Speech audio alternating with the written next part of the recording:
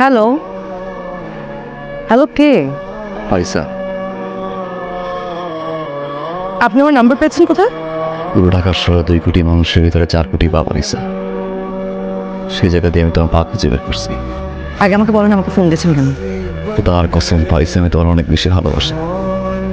আমি জাস্ট একটা জিনিসই চাই পারিছে, সারা জীবনের জন্য থেকে আমার হারা পাইছে।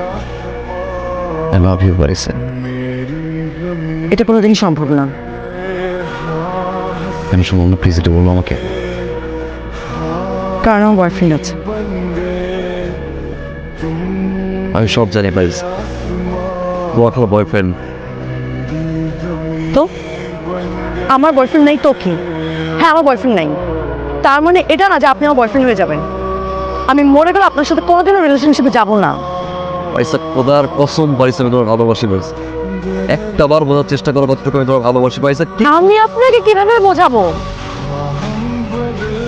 আসলে আপনি যদি সুস্থ, স্বাভাবিক বা সহজ সরল একটা মানুষ হতেন তাহলে আপনি নিজেই বুঝতেন আপনি যেগুলো করে বেড়াচ্ছেন এটাকে ভালোবাসা বলে না, এটাকে ক্ষমতার অপব্যবহার বলে। আর এই ধরনের মানুষকে কেউই পছন্দ করে, আমিও না। আপনি আমাকে বলেছেন আপনি আমাকে অনেক ভালোবাসেন, আমার জন্য সব কিছু করতে পারবেন, তাহলে দয়া করে আজকের পর থেকে আমার সামনে কোনোদিন আসবেন।